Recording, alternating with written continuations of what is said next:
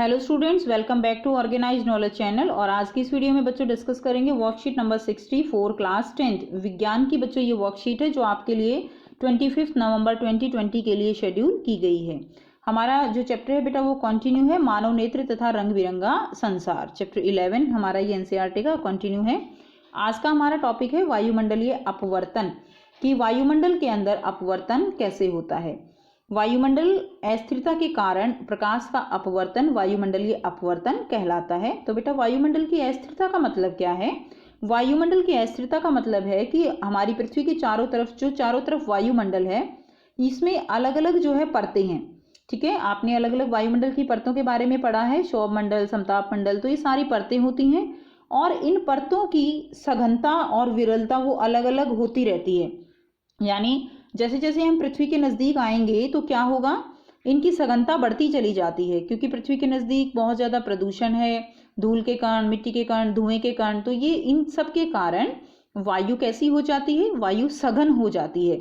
जैसे जैसे ऊपर जाते हैं जो सघनता है वो कम होती जाती है और विरल माध्यम होता चला जाता है। लेकिन एक और पॉइंट यहाँ पे ये है कि ये सघनता और विरलता बिल्कुल फिक्स नहीं है, ये भी चेंज होती रहती है। प्रदूषण कम होता है, ज़्यादा होता है और हर एक जगह के अनुसार बदलती रहती हैं। दूसरा क्या है इसमें कि जो सघनता है, विरलता है। अब हमने अपवर्तन के बारे में क्या पढ़ा था कि अपवर्तन क्या होता है? अपवर्तन होता है कि जब प्रकाश की किरण एक माध्यम से दूसरे माध्यम में प्रवेश करती है तो उससे क्या होता है, अपवर्तन। अब इसी तरह जब प्रकाश की किरण वायुमंडल में प्रवेश करती है और हमारे तक पहुंचती है तो क्या होता है कि बहुत बार क्या होता है, लगातार अपवर्तन होता रहता है, कि क्योंकि वायुमंडल अस्थिर है, वायुमंडल की परतें अस्थिर हैं। ठीक है, हवा चलती रहती है जिसके कारण सघनता और विरलता वो भी बदलती रहती है। जरूरी नहीं है कि एक जगह पे एक जितनी सघन है थोड़ी देर बाद उतनी ही सघन होगी, वो विरल भी हो सकती है। तो इस तरह से वायुमंडल का अपवर्तन होता रहता है, जिसके कारण बहुत सारी एप्लीकेशंस हम पढ़ेंगे। और उसमें सबसे फर्स्ट क्या है, तारों का टिमटिमाना। सभी बच्चे जानते हैं तारे जो है वो हमें टिमटिमाते हुए नजर आते हैं, हिलते हुए नजर आते हैं। तो ऐसा क्यों है? वो भी वायुमंडलीय अपवर्तन के कारण ऐसा होता है। तारों का प्रकाश जब पृथ्वी के पर्यावरण में प्रवेश करता है तो वातावरण में अलग अलग ऊंचाई पर वायु की सघनता अलग अलग होने के कारण तारों का प्रकाश लगातार अपवर्तित होता है, यानी अभिलंब की ओर मुड़ता है। तो बेटा अभिलंब की ओर मुड़ता है, अपवर्तित होता रहता है। हमने पढ़ा था कि जो है, हमने एक ट्रिक बताई थी आपको, डॉक्टर अवेद। इसका मतलब क्या है कि जब जो वायु की किरण है वो सघन माध्यम से विरल माध्यम, डेंसर टू रेयरर मीडियम जाती है तो वो जो है अभिलंब से दूर जाती है। लेकिन यहाँ पर हमारी किरण जो है वो विरल माध्यम से सघन माध्यम में प्रवेश कर रही है, तो इसका मतलब क्या हुआ, वो जो है अभिलंब की ओर मुड़ जाएगी। ठीक है, ऊपर की तरफ विरल माध्यम है, पृथ्वी के पास आएंगे सघन माध्यम हो जाएगा और वो अभिलंब की ओर मुड़ जाती है। अभिलंब की ओर मुड़ने से क्या होगा, इसके कारण तारों की आभासी स्थिति तारों की वास्तविक स्थिति से थोड़ा ऊपर होती है। तो ये जो है तारों की वास्तविक स्थिति है जहां पर तारा है, और अभिलंब की ओर लगातार किरण के मुड़ते रहने के कारण हमें फिर ये तारा जो है यहाँ जो इसकी पोजीशन है यहाँ की बजाय ये हमें यहाँ दिखाई देगा। ठीक है, तो ये हो गया तारे की आभासी स्थिति, क्योंकि प्रकाश जो है वो मुड़ मुड़ के हमारे पास यहाँ ऐसा लगता है कि मानो यहाँ से पहुंच रहा है। ठीक है, इसीलिए हमें तारा जो है वो यहाँ पर दिखाई देगा। नेक्स्ट देखिए, वातावरण में वायु की स्थिर स्थिति जो है वो स्थिर नहीं रहती। मैंने आपको समझाया, वातावरण में वायु सदैव या कम या ज्यादा गति से चलती रहती है, जिसके कारण वायु की सघनता जो है वो बदलती रहती है, जिससे पृथ्वी पर पहुंचने वाला तारों का प्रकाश कम या ज्यादा होता रहता है। तो सघनता और विरलता के आधार पर ही तारों का प्रकाश जो हम तक पहुंचता है उसके आधार पर ही तारे हमें ज्यादा चमकते हुए, कम चमकते हुए दिखाई देते हैं। इसलिए कहा जा सकता है कि तारों का टिमटिमाना दो कारणों से होता है। तो बेटा तारे जो है दो कारणों से टिमटिमाते हैं। पहला कारण क्या है, वायुमंडलीय अपवर्तन के कारण तारों की आभासी व वास्तविक स्थिति में अंतर होता है। दूसरा क्या है, वायुमंडलीय अपवर्तन के कारण पृथ्वी पर पहुंचने वाले तारों के प्रकाश की मात्रा में निरंतर परिवर्तन होता है, यानी कभी कम कभी ज्यादा प्रकाश जो है वो ऐसे ही हमारे तक पहुंचता है, जिसके कारण वो हमें टिमटिमाता हुआ प्रतीत होता है। तो मेन रीजन क्या है, मेन रीजन है वायुमंडलीय अपवर्तन। अब देखिए अग्रिम सूर्योदय और विलंबित सूर्यास्त, ये भी एक एप्लीकेशन है वायुमंडलीय अपवर्तन की ही। तो अग्रिम सूर्योदय और विलंबित सूर्यास्त का मतलब क्या है यहाँ पर कि वायुमंडलीय अपवर्तन के कारण जो सूर्य है वो हमें वास्तविक सूर्योदय से 2 मिनट पहले ही दिखाई देने लग जाता है, यानी सूर्योदय जो है वो हुआ नहीं है लेकिन वो हमें पहले ही दिखाई देता है, 2 मिनट की हो चुका है। और विलंबित सूर्यास्त का मतलब क्या है कि सूर्यास्त जो है वो हो चुका है लेकिन उसके बाद भी हमें 2 मिनट पश्चात तक जो है सूर्य दिखाई देता रहता है। तो इसका रीजन भी क्या है बच्चों, इसका रीजन भी है वायुमंडलीय अपवर्तन। जिस प्रकार तारों की आभासी और वास्तविक स्थिति में अंतर होता है, उसी प्रकार अग्रिम सूर्योदय और विलंबित सूर्यास्त के कारण जो है पता लगाने का प्रयास करें तो कारण वही है वायुमंडलीय अपवर्तन। जिस तरह हमने तारों की वास्तविक और आभासी स्थिति के बारे में पढ़ा कि जो प्रकाश है वो लगातार अभिलंब की ओर मुड़ता रहता है और हमें ये पोजीशन ना दिखाई देकर ये पोजीशन दिखाई देती है।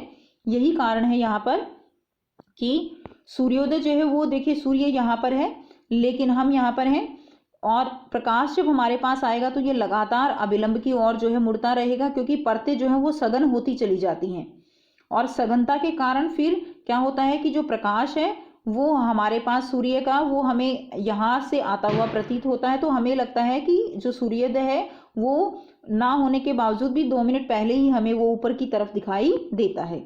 इसी तरह देखिए सूर्यास्त में भी ऐसा ही होगा कि वो हमें 2 मिनट पश्चात तक दिखाई देता रहेगा क्योंकि उसकी जो वास्तविक स्थिति है वो यहाँ होगी लेकिन आभासी स्थिति हमें यहाँ पर दिखाई देगी ऊपर की तरफ। ठीक है, अब देखिए नेक्स्ट हम पढ़ेंगे टिंडल प्रभाव क्या होता है। बच्चों आपने 9th क्लास में टिंडल प्रभाव के बारे में पढ़ा हुआ है कि जो कोलाइडल कण होते हैं, कोलाइडल कण कौन से होते हैं, जिनका आकार 1 नैनोमीटर से 1000 नैनोमीटर के बीच में होता है।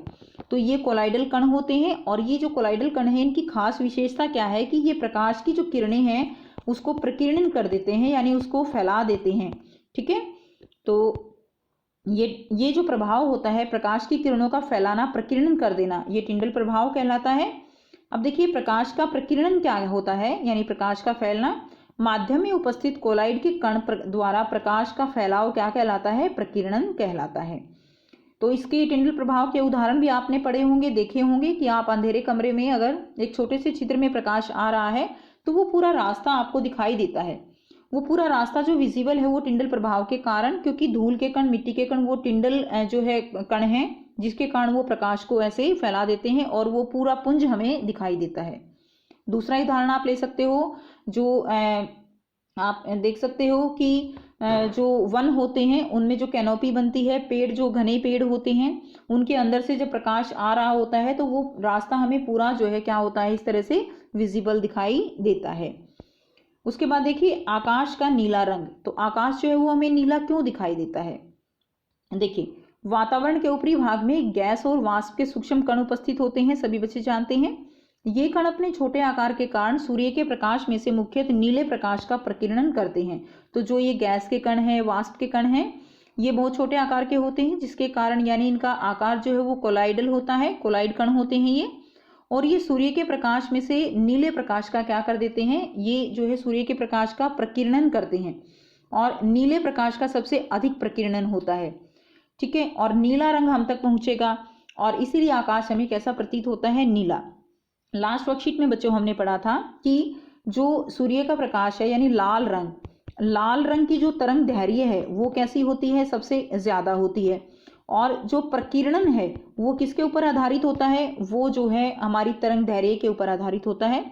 अगर जो है लाल रंग की तरंग दैर्घ्य, अगर लाल रंग है उसकी तरंग दैर्घ्य सबसे ज्यादा हो गई तो ये सबसे कम फैलेगा। ध्यान दीजिए, तरंग दैर्घ्य जितनी ज्यादा है उतना ही वो कम फैलेगा। लाल रंग की तरंग दैर्घ्य वो ज्यादा होती है इसलिए वो कम फैलता है, लेकिन जो नीला रंग है उसकी तरंग दैर्घ्य कम होती है जिसके कारण ये जो है अधिक ही फैल जाता है। ठीक है, अधिक ही फैल जाता है और अधिक फैलने के कारण हमारी आंखों तक जो अधिक फैला हुआ है वही रंग आएगा जिसके कारण आसमान हमें नीला प्रतीत होता है। नेक्स्ट देखिए, सूर्योदय एवं सूर्यास्त के समय सूर्य का रक्ताभ प्रतीत होना। रक्ताभ यानी वो हमें रेड दिखाई देता है। क्यों? क्योंकि सूर्योदय और सूर्यास्त के समय सूर्य के क्षितिज के समीप होने के कारण सूर्य के प्रकाश को अधिक दूरी तय करनी होती है। तो देखिए जब क्या होता है कि सूर्योदय और सूर्यास्त के समय सूर्य जो है वो बिल्कुल यहाँ पर होता है ऐसे, और दोपहर को सूर्य बिल्कुल यहाँ होता है, बिल्कुल हमारे जो है ऊपर टॉप पोजीशन पे। अब जब सूर्य का प्रकाश ऊपर से नीचे आएगा तो उसको कम दूरी तय करनी होती है, ठीक है। लेकिन जब वो क्षितिज पर होता है, यानी ये पोजीशन जो है यहाँ पर होता है, तो उसको ज़्यादा दूरी तय करके हमारे तक आना होता है।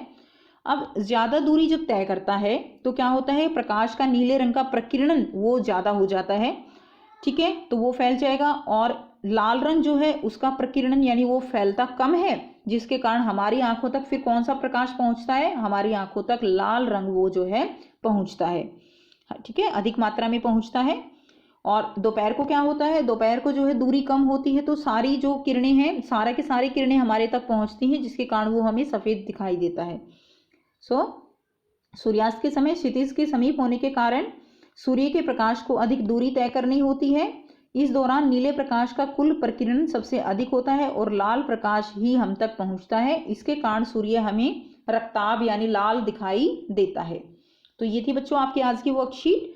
अब हम करेंगे कुछ प्रश्न। लाल प्रकाश का प्रकीर्णन सबसे कैसा होगा बेटा, अधिक होगा या कम होगा? प्रकीर्णन सबसे कम होता है, तरंगदैर्घ्य अधिक होती है लेकिन प्रकीर्णन सबसे कम होगा। इस कारण जो साइन बोर्ड हैं वो लाल रंग के होते हैं। साइन बोर्ड कैसे होते हैं, लाल रंग के। नेक्स्ट देखिए, टिंडल प्रभाव के 2 उदाहरण आपको देने हैं। मैंने अभी आपको समझाते हुए 2 उदाहरण दिए हैं, तो हम इनको लिख लेते हैं। यहाँ से आप टिंडल प्रभाव के 2 उदाहरण लिखेंगे। जब धुएं से भरे किसी कमरे में किसी सूक्ष्म छिद्र से कोई पतला प्रकाश किरण पुंज प्रवेश करता है तो हम टिंडल प्रभाव आसानी से देख सकते हैं। जब किसी घने जंगल के वितान से सूर्य का प्रकाश गुजरता है तो भी टिंडल प्रभाव को देखा जा सकता है। तो ये 2 उदाहरण आप लिखेंगे। करते हैं नेक्स्ट क्वेश्चन। नेक्स्ट प्रश्न है, बादल सफेद क्यों दिखाई देते हैं? तो बेटा बादल जो है वो सफेद दिखाई देते हैं, क्यों? क्योंकि बादल जो है वो सूक्ष्म कण जो है उनके वो बड़े आकार के हैं। उसमें वाटर वेपर्स होते हैं ना, पानी के सूक्ष्म कण होते हैं, तो वो बड़े आकार के होते हैं, जिसके कारण वो क्या करते हैं, सारी किरणों को जो है एक तरह से प्रकीर्णन कर देते हैं, सारे रंग हम तक पहुंचते हैं। और सारे रंग हम तक पहुंचेंगे इसका मतलब क्या है कि वो किरण कैसे हो जाएंगे, वो जो है सफेद दिखाई देगा। देखिए बेटा, जो 7 रंग होते हैं उनमें से जो भी वस्तु, मान लीजिए कोई वस्तु हमें हरी दिखाई देती है, इसका मतलब क्या है कि वो वस्तु, ये मान लीजिए हरा हमें दिखाई दे रहा है, इसका मतलब क्या है कि इसने हरे रंग को छोड़ के बाकी रंगों को अपने अंदर अवशोषित कर लिया। लेकिन हमारी आंखों तक जो पहुंच रहा है वो कैसा पहुंच रहा है, हरा रंग पहुंच रहा है, जिसके कारण कोई भी वस्तु हमें उसी रंग की दिखाई देती है जो रंग हमारी आंखों तक पहुंचेगा। तो आइए बेटा करते हैं इसका आंसर। बादल सूक्ष्म पानी की बूंदों से बने होते हैं। जब प्रकाश इन कणों से टकराता है तो सभी दिशा में उसका प्रकीर्णन हो जाता है, ठीक है। कण बड़े हैं ये, क्योंकि श्वेत प्रकाश के सभी रंग समान रूप से बिखर जाते हैं, इसलिए हमें श्वेत रंग ही दिखाई देता है। तो सभी रंग अगर हमारे तक पहुंचेंगे तो हमें कैसा दिखाई देगा, हमें सफेद दिखाई देगा, क्योंकि प्रकाश की किरण जो है वो 7 रंगों से मिलकर बनी है और 7 के 7 रंग हमारे पास पहुंचते हैं। अगला प्रश्न है, तारे टिमटिमाते हैं क्यों? तो बेटा आप ये उत्तर लिखेंगे, वायुमंडलीय अपवर्तन के कारण तारे जो है वो टिमटिमाते हुए दिखाई देते हैं, ठीक है। तो यहाँ से आप इसका आंसर लिख लेंगे। तो ये थी बच्चों आपकी आज की वर्कशीट। आई होप बेटा आपको ये वर्कशीट क्लियर है। कोई भी अगर डाउट है तो आप कमेंट करके पूछ सकते हो। वीडियो अच्छी लगी तो प्लीज़ लाइक और शेयर जरूर कर दीजिए, चैनल को सब्सक्राइब भी कर लीजिए। And thanks for watching, have a nice day.